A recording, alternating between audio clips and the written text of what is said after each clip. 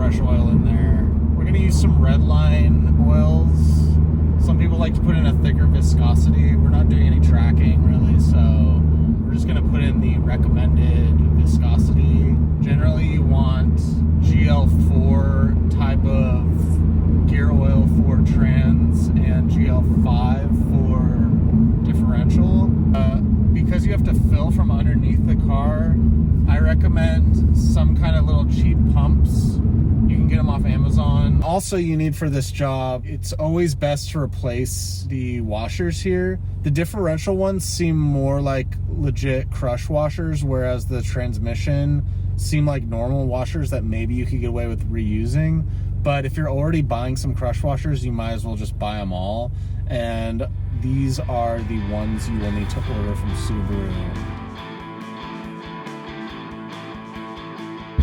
What you're gonna need for this one, you can't use race ramps. I mean, you could if you had all fours, but you're gonna wanna have a jack. I'll show you the Harbor Freight jack I have, preferably a low profile one. And you wanna have 4 jack stands, preferably all the same kind. Unfortunately, I have 2 that are different, so it was tricky getting them even. Because for this, you want the car to be perfectly flat.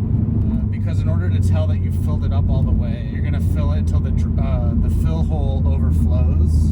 And if the car is uneven at all, it will either be overfilled or underfilled. You don't absolutely need, but it makes your life easier to have a breaker bar to remove the drain and fill bolts.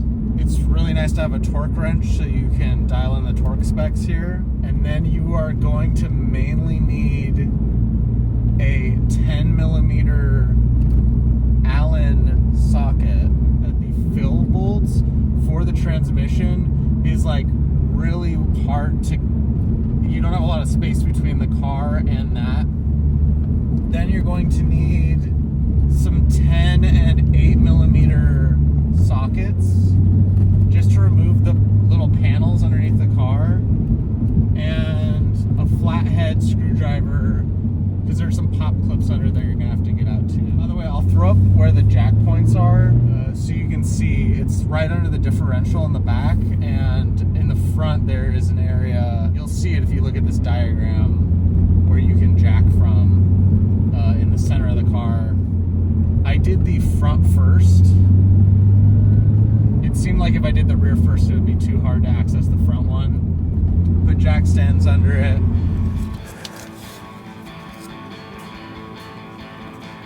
2 little slots right here.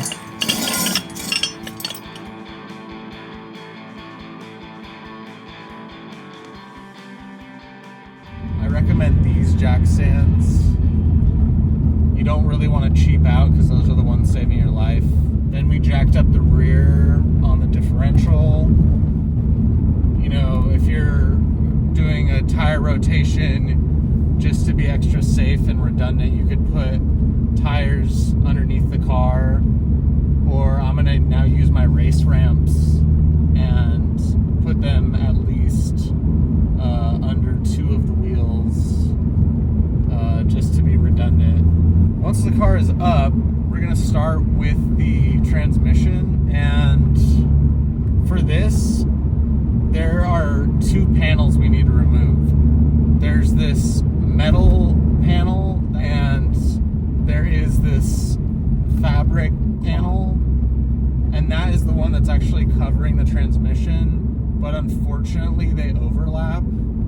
So I removed the metal one first, which is, the edge of it sits on top of the fabric one, and then we remove the fabric one, and then you have access.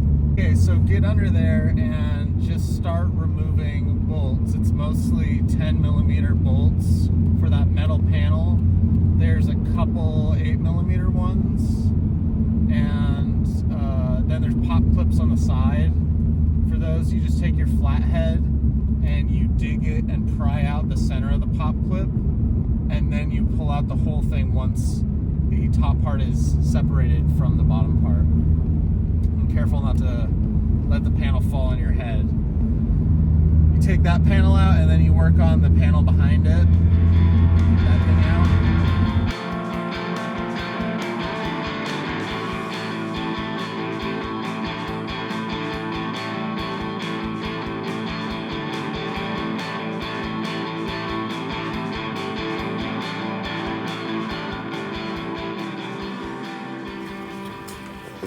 That is your fill bolt, your drain bolt. So now what you're gonna want to do is get your 10mm Allen key socket. Try to buy a short one. Put that on your breaker bar. Remove the top fill bolts on the transmission first, both because it will help drain smoother when you have the top open and it's vented. Also because if you end up not being able to remove the top one and you remove the bottom one, you're not going to be able to fill it and you'll be screwed. So you want to remove the top one, and the top and bottom bolts are different, so don't mix them up. You want to remove it and it'll have a little washer on there. Yeah, remove the fill bolt. You know, you can go ahead and clean it off. Then you want to start to remove the drain bolts and make sure you have something to collect the oil in. This can be tricky because since it's facing the side, it may shoot out oil farther than you think it's going to.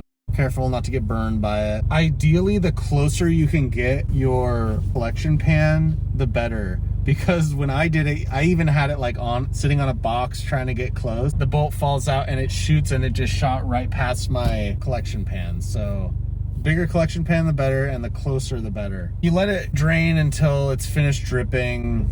If you want to be really anal and you have some extra oil, you could start pumping some through before you put the drain bolt in, just to flush everything out. I don't think that's like a requirement, but in my head it makes sense if you have some extra oil anyway. It's probably a few drops of old oil left, but whatever. Okay, so then when you take out the drain one, it is usually like magnetized and has all the sediment and pieces of metal and stuff on there. So really clean that thing good. Put your crush washer, or on this one it's just a normal washer, but your fresh washer on there. You go ahead and get your torque wrench, torque that thing 27.3, and then you're gonna go ahead and get your transmission oil. I use Redline MT-LV. Some people like a little bit thicker one. This is the recommended viscosity. Get your little pump going, and at the end of my pump, it has little like prongs that stick out. So once you put it in the hole, it kind of sticks into the fill hole, and then you just pump, and you pump until it starts spilling out. And once it's spilling out, you know you're good, and you take it out and you let it spill until it's really just dripping, and you can go ahead and wipe away the extra oil around the area. Get your new washer and your fill bolts and torque that thing to 27.3. Now you can go ahead and put your panels back on, or you can head over to the differential. Remember, when you're putting the panels back on, the cloth type one first. Put the metal one over that towards the very front of the car where the metal thing is. It like seats inside of a metal part. It goes over the cloth thing, but it goes underneath in the very front of the car. We can move on to the differential. Differential, it's the same principle. You're gonna get your breaker bar and your 10mm and Allen, and this one is way more accessible and closer to the rear of the car. It's way less of a hassle.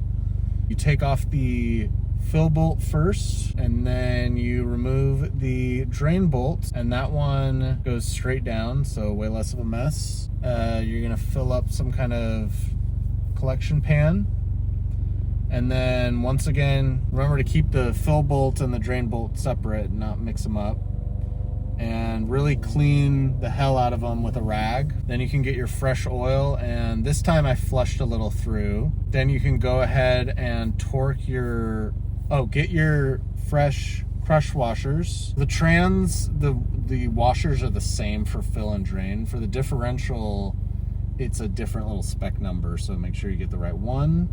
And then they face a certain way. There's like a smooth side to the washer. Then you're gonna torque that thing. Then go ahead and pump your oil in until it overflows. And wait for it to stop dripping, clean it up a little bit. So for this part, if you wanna get really obsessive over it, you can get your fill bolts and your crush washer and tighten it, but don't torque it down, just get it a little bit snug. So don't actually like crush the crush washer.